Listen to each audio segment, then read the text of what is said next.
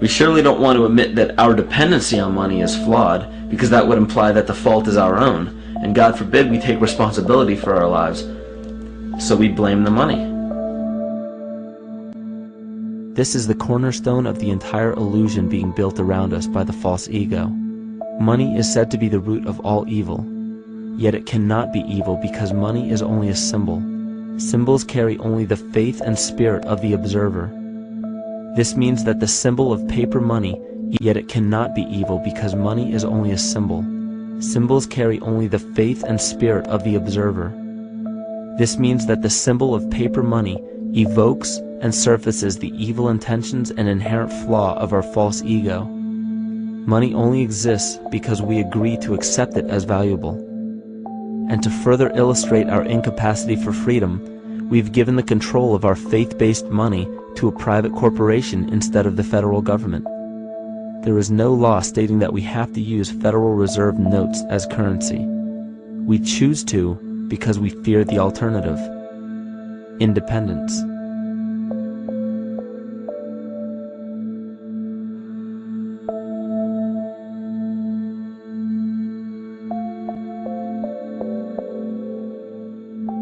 But it's not even really about money, it's about energy, because money is simply this material thing that allows billions of people to crave just one thing and put their energy into the same thing.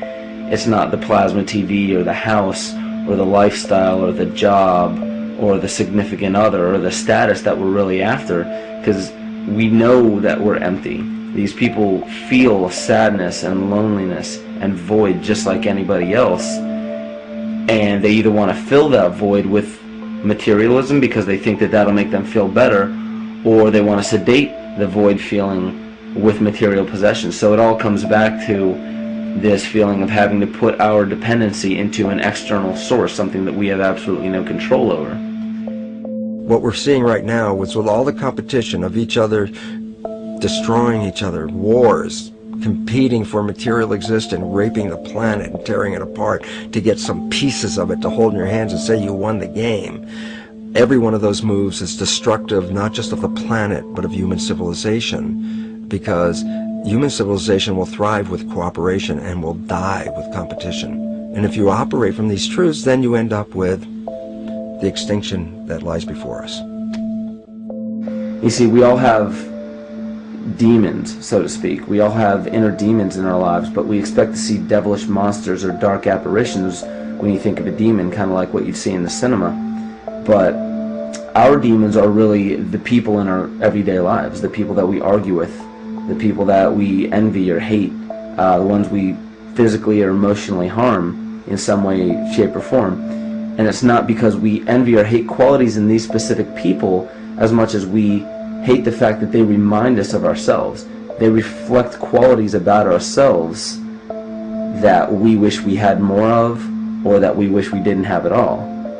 So what do? We alleviate that pain not by fixing or fighting our own demons, but by harming the people that remind us of our demons, by harming the people that remind us of the things that we don't like about ourselves. And when we become frustrated that we're not in control of our emotions because we don't really know what's affecting our emotions, we take it out on others. We take it out on absolutely anything else that can show us or act as a catalyst for our hatred.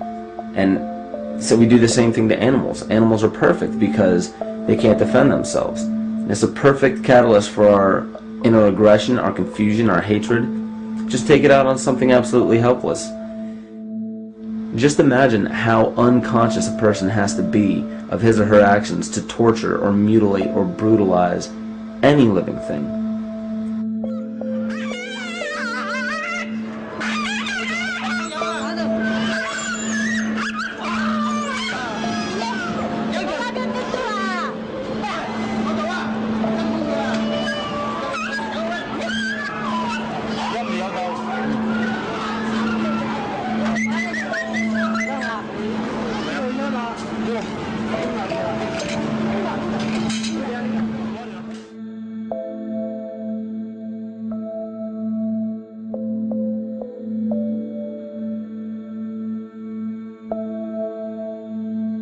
It goes down and And he'll be here and we can, ouch, Ooh, he bit you. look at his tail.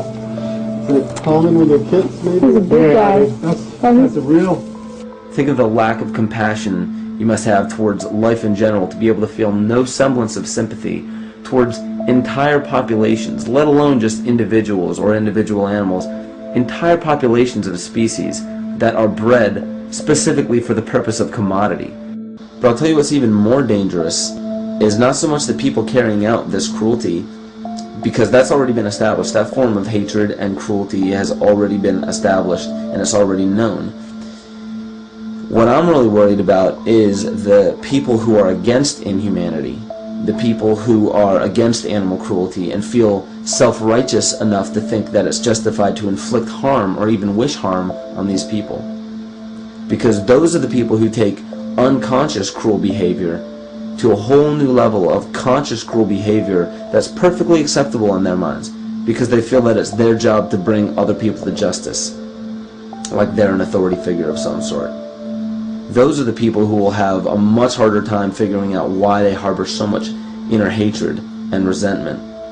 They don't seem to realize that it's just another form of this same exact hatred. So to keep from facing our inner demons consistently, what do? When we begin to realize, hey, wait a minute, maybe it's not alright to inflict harm on any other living thing, then the ego has to come up with a more esoteric form of cruelty to trick us into displaying the same form of self-hatred, the same indignant attitude, but just in another way and towards another group of people. But the emptiness will always find a way back in, and people will always start to feel restless again, no matter how many times they transfer blame to yet another person or yet another group. We need chaos in our lives. We crave destruction. We beg for catastrophe. Because if we don't have these things to act as a form of exorcism or a catalyst for us, we start to notice these things in ourselves, and that's what we don't want. You see, we can deal with wars, we can deal with terrorism, we can deal with stock market collapse and economic collapse, we can deal with these things. But once we start to notice this chaos within ourselves, that's what we're really afraid of. We'll take 1,000,000 September 11ths over one moment of true insight towards our self-hate.